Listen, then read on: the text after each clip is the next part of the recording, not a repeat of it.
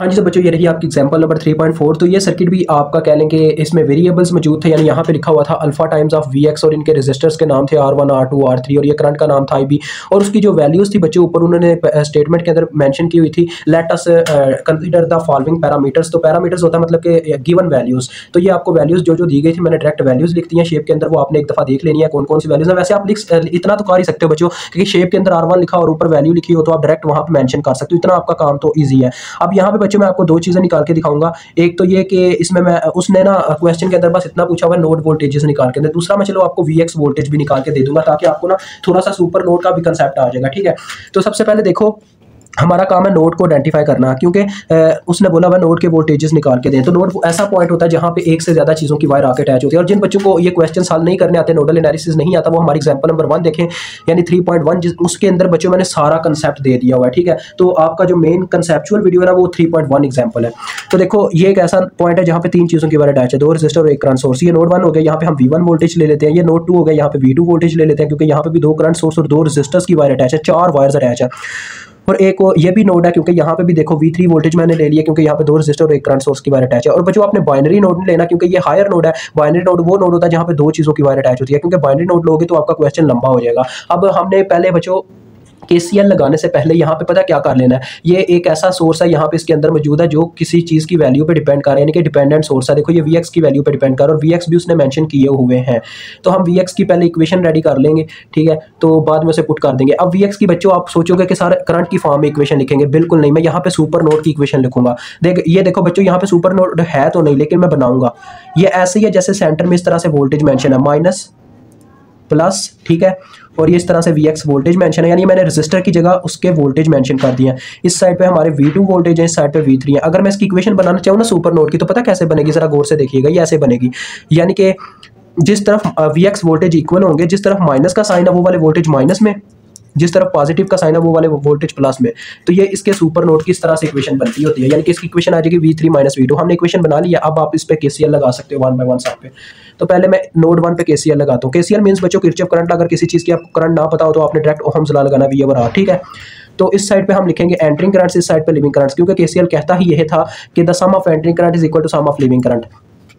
तो जिस चीज़ की एक और नोड रह गया बच्चों, फिर से मैं नोड छोड़ गया हूँ, ये मुझे आदत हो गई हुई है नोडल एनालिसिस में, मैं ये नोड बार बार छोड़ जाता होता हूँ। एक और नोड है, देखो ये नीचे भी एक नोड बनता है, पूरा सरफेस नोड, क्योंकि इसके सेंटर में कहीं रेजिस्टर मौजूद नहीं है ऊपर वालों की तरह। तो लिहाजा ये पूरा सरफेस नोड बनता है, जिसे मैं शेड कर रहा हूँ आपकी आसानी के लिए, अदरवाइज इसे शेड नहीं करना होता, ये आपकी आसानी के लिए मैं शेड कर देता हूँ। यानी ये पूरा एक सरफेस नोड है, तो इसको न्यूट्रल आपको करना पड़ेगा, अदरवाइज आपका करंट फ्लो ही नहीं करेगा सर्किट के अंदर, यानी कि आपके नोडल एनालिसिस के ऊपर पूरे का पूरा पानी फिर जाएगा, ठीक है।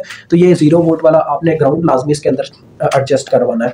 तो चलो आओ KCL लगाते हैं अपने नोड 1 पे। तो देखो बच्चों V1 की जो आपके सामने वायर्स है, V1 ने कितनी वायर्स घेरे मिली हुई हैं, 3 वायर्स, एक 1 किलो ओम वाली, एक 2 किलो ओम वाली और एक 2 मिली एम्पेयर वाली, ये तीनों वायर्स।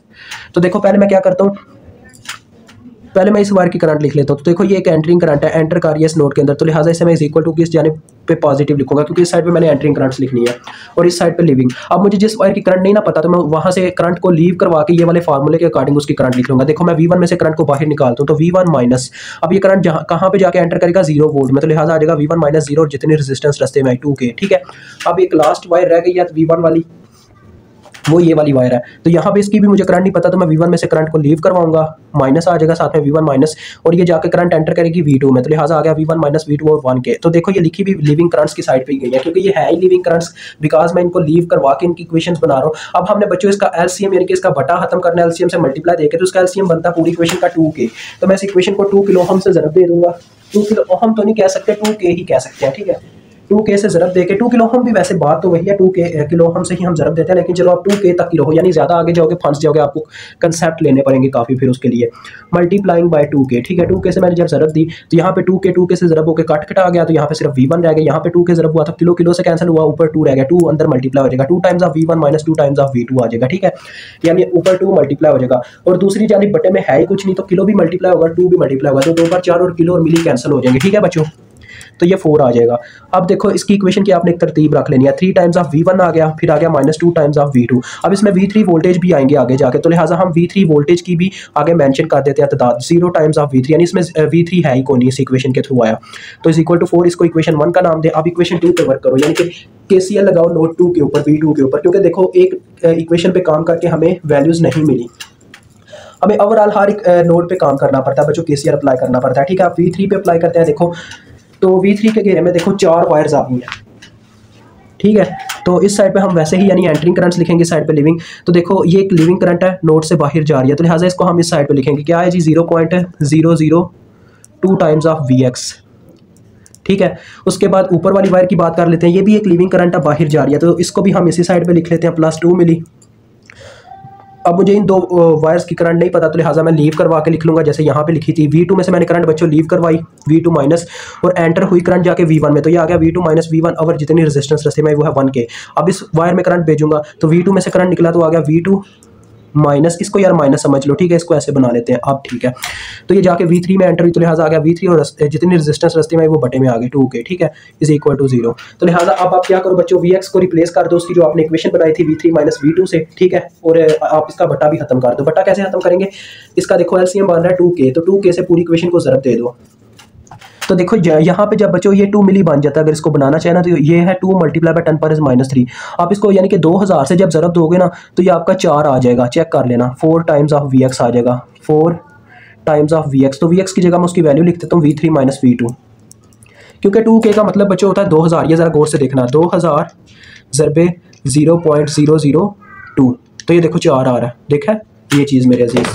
तो जब 2K से ज़रब होगा तो किलो मिली को कैंसिल कर देगा, 2 बार 4 आ जाएगा, इस 4 को उठा के हम दूसरी जानब ले जाएंगे, वो हो जाएगा -4 दूसरी जानब जाके। ठीक है, और यहाँ पे जब अपना 2K ज़रब होगा K और K कैंसिल, ऊपर 2 मल्टीप्लाई हो जाएगा, 2 टाइम्स ऑफ V2 आ जाएगा -2 टाइम्स ऑफ V1। यहाँ पे 2K ज़रब होगा तो 2K पूरा कैंसिल और आ जाएगा V2 माइनस V3। तो देखो बच्चों इसकी भी हम अब सिंपल इक्वेशन बना लेंगे, जैसे ऊपर वाले की बना के रखी हुई है इक्वेशन 1। तो पहले V1 की तादाद लिखते हैं, देखो V1 की ओवरऑल इक्वेशन सॉल्व करके क्या आती है, -2 आती है। देखें बस एक इसमें V1 वाला नंबर मौजूद है कांस्टेंट, तो ये आ गया -2 V1 स्टार्ट में। अब V2 वाले देखते हैं, देखो -4 V2 प्लस 2 V2 यानी कि -2 V2 रह गया, -2 V2 प्लस V2 तो -V2 रह गया, सिर्फ V2। ठीक है, ये आ गया, हाँ बिल्कुल ऐसे ही होगा। तो अब V3 की बारी आ गई, V3 का कांस्टेंट देखो 2 है, एक ये है 4 टाइम्स ऑफ V3 हो जाएगा -V3 यानी कि 3V3 रह जाएगा। ये एक स्टेप है जो मैंने बच्चों नहीं किया, ये आप कर सकते हैं, वो कोई नहीं मसला। और इस साइड पे हमारे पास -4 है, तो ये आपकी इक्वेशन 2 बन गई। अब हम नोट 3 पे KCL लगाते हैं और इक्वेशन 3 बनाते हैं।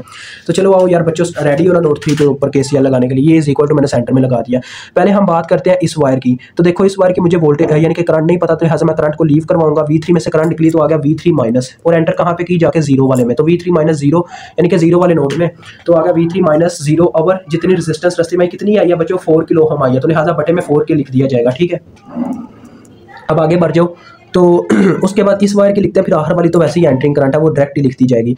प्लस V3 में से हम करंट लीव करवाएंगे। ठीक है, ऐसे करंट मैंने लीव करवाई और V2 में जाके एंटर हुई, तो लिहाजा आ गया V3 माइनस V2 और जितनी रेजिस्टेंस रस्ते में वो है 2K, और इज इक्वल टू देखो एक एंटरिंग करंट है, तो एंटरिंग करंट को हमने इस साइड पे लिखना है, ये हमने खुद दावा किया, तो लिहाजा 4 मिली इस साइड पे आ जाएगा। ठीक है, आप मल्टीप्लाई करवा दो इस कैल्शियम से, इस कैल्शियम बनता है बच्चों 4K, तो पूरी इक्वेशन को 4K से ज़रब देते हैं। ठीक है, ताकि इसका बटा खत्म हो जाए। यहाँ पे 4K ज़रब हुआ तो पूरे का पूरा कट गया और ऊपर V3 सिर्फ रह गया। यहाँ पे 4K ज़रब हुआ तो K से गया 2 1s are 2 2s are 4, तो 2 ऊपर मल्टीप्लाई हो गया, और इधर 4K ज़रब हुआ, किलो मिली कैंसिल हो गए, 4 4 बार 16 आ गया। ठीक है, अब इस इक्वेशन को थोड़ा आप सिंपलीफाई करते हैं। देखिए V1 इसमें मौजूद नहीं है, तो उसको आपने मेंशन कर देना 0 टाइम्स ऑफ V1, क्योंकि हमने इसको मैट्रिक्स फॉर्म में बाद में लिखना है, ताकि हमारी तरतीब ठीक रहे, ताकि हमें डायरेक्ट इजीली वोल्टेज पता चल जाए। ठीक है, और दूसरे नंबर पे V2 मेंशन करो तो वो है -2 टाइम्स ऑफ V2, और लास्ट में 3 times of V3 is equal to 16 आ गया। ठीक है, ये इक्वेशन 3 बन गई। अब आप इसको मैट्रिक्स फॉर्म में लिख के वोल्टेजेस निकालो। पहले आपने हर एक इक्वेशन के ना तीनों के तीनों कांस्टेंट बगैर वेरिएबल के लिख लेना, यानी देखो ये 3 पहले मैं लिखूंगा, फिर -2, फिर लास्ट वाला 0 इक्वेशन 1 का हो गया। अब इक्वेशन 2 में आ जाओ, -2 ऐसे ही लिखना है आपने, फिर -1, यानी तरतीब वही होनी चाहिए, पहले V1 फिर V2 फिर V3। ठीक है, और उसके बाद ये वाले 0 फिर -2 फिर 3, और जो वेरिएबल्स हैं उनको आपने कॉलम की फॉर्म में लिखना है, यानी कि पहले V1 वाला वेरिएबल है, फिर V2 वाला वेरिएबल है, फिर V3 वाला वेरिएबल है, और इज इक्वल टू वाले नंबर इस साइड पे आपने लिख लेने हैं। ठीक है, और इसको हल करने का तरीका बच्चों मैंने क्या नाम एग्जांपल 1.1 में बताया हुआ है, सॉरी 1.1 कह गया 3.1 में बताया हुआ है। तो जिन बच्चों को नहीं पता वो जाके मैट्रिक्स मेथड सीख सकते हैं, जिससे आप मैट्रिक्स पे ही मैट्रिक्स को सॉल्व कर सकते हो, यानी कि अपने कैलकुलेटर पे। ठीक है, तो अभी मैं इसकी आपको ना वैल्यूज़ बताता हूँ निकाल के।